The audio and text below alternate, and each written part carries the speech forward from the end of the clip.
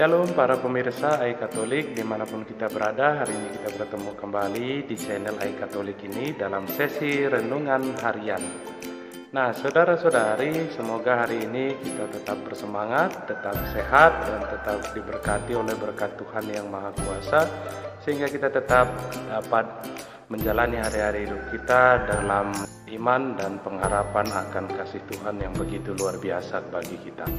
Saudara-saudari, hari ini bacaan kita diambil dari Kisah Rasul bab 16 ayat 22 sampai 34. Sedangkan Injilnya diambil dari Injil Yohanes bab 16 ayat 5 sampai 11. Saudara-saudari, judul permenungan kita hari ini adalah susahnya menjadi percaya. Tema utama yang diusung oleh penginjil Yohanes yang dalam waktu Paskah ini menjadi bacaan Injil yang sering diperdengarkan kepada kita oleh Gereja Katolik.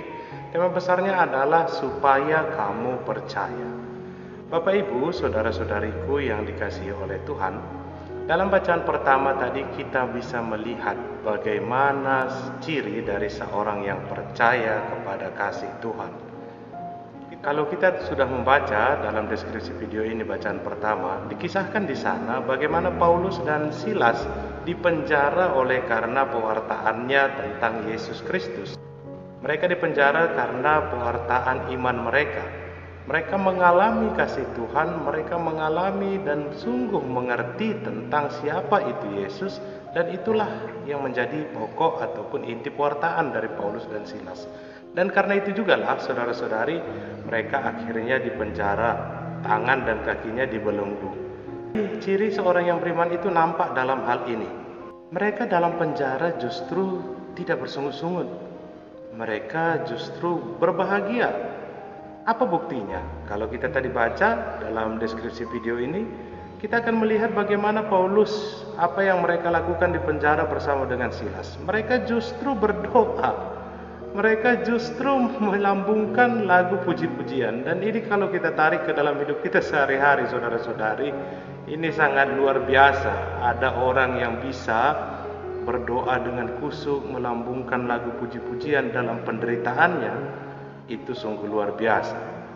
Mengapa? Karena memang ketika seseorang merasa menderita, justru orang diajak untuk jatuh kepada pemikiran bahwa Tuhan membencinya, Tuhan tidak lagi mencintainya, Tuhan sudah melupakan dia. Orang justru pada akhirnya meragukan Tuhan ketika ia menderita. Coba kita bayangkan saudara-saudari, adakah orang yang bersyukur ketika dia dikelilingi oleh banyak permasalahan? Anak-anaknya misalnya kena narkoba, baru suaminya selingkuh, sesudah itu misalnya selain narkoba, anak-anaknya juga susah diatur, hutang di mana-mana, lalu dia berdoa pada Tuhan, Tuhan terima kasih karena hutangku banyak. Agaknya memang sangat konyol ya saudara-saudari, tapi demikianlah ketika seseorang sampai kepada titik percaya. Percaya dalam hal ini memang tidak sama dengan iman, tetapi saudara-saudari, percaya itu sudah merupakan ciri awal dari iman.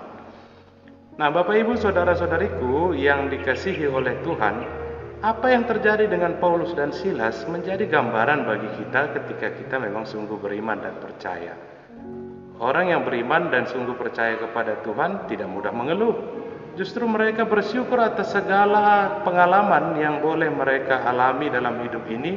Dan kalau kita baca-baca dalam pengalaman Santo-Santa pun itu terjadi, saudara-saudariku. Bagaimana mereka dalam pengalaman malam gelap hidupnya pun mereka tetap mampu bersyukur. Tidak menyalahkan Tuhan, tidak membenci Tuhan, tidak meninggalkan Tuhan dan gerejanya. Tapi justru mereka semakin dekat dengan Tuhan dan semakin mampu bersyukur atas hidupnya. Walaupun memang masalahnya tidak akan selesai. Dan saudara-saudariku, untuk sampai kepada iman yang demikian luar biasa tersebut, tentulah harus melewati proses. Tidak ada orang baru lahir langsung sungguh beriman, tidak ada. Nah, saudara-saudari yang dikasihi oleh Tuhan, iman sebagai sebuah proses itulah yang ditunjukkan di dalam perubahan sikap yang ditunjukkan oleh kepala penjara yang menahan Paulus dan Silas dalam bacaan pertama hari ini. Dia akhirnya memberi dirinya untuk dibaptis. Mereka sekeluarga menjadi percaya. Dan tema ini, saudara-saudari, yang diangkat juga dalam penginjil Yohanes. Saudara-saudari, Yesus tadi mengatakan dalam Injil yang telah kita baca bahwa roh itu ataupun penghibur itu akan menginsapkan manusia atas dosa. Dosa yang mana? Karena mereka tetap tidak percaya. Penghibur itu juga akan membawakan kebenaran. Kebenarannya yang mana, saudara-saudari? Yesus tadi mengatakan bahwa kebenaran yang dimaksud adalah bahwa Yesus akan kembali kepada Bapa. Dan atas penghakiman, karena penguasa ini telah dihukum. Maka ketika Yesus sudah mengirimkan penghibur itu kepada kita, butuh juga kerjasama dari kita untuk terbuka, membuka hati kita atas penghibur yang dijanjikan oleh Tuhan. Kita perlu terbuka akan kasih Allah. Keterbukaan hati itulah yang pada akhirnya mampu mengantarkan kita kepada iman, pada tujuan yang ingin disampaikan oleh penginjil hari ini, yakni supaya kita pun percaya. Menjadi percaya, saudara-saudari, bukanlah hal yang mudah. Ia melewati banyak proses. Ada kalanya dalam proses percaya ini kita justru dihadapkan dengan berbagai permasalahan dan penderitaan untuk menguji kepercayaan kita kepada Tuhan. Masihkah kita percaya ketika kita menderita? Masihkah kita menaruh harapan pada Tuhan ketika hidup kita itu sengsara? Bapak, Ibu, saudara-saudariku yang dikasihi oleh Tuhan, sebagai sebuah proses, maka iman ini juga membutuhkan keterbukaan hati. Kalau hati tidak terbuka, maka saudara-saudari, orang-orang yang tidak bergereja-gereja ataupun malas pergi ke gereja, ketika hatinya tidak terbuka, kita kunjungi pun tetap saja dia tidak akan berbuah apa-apa.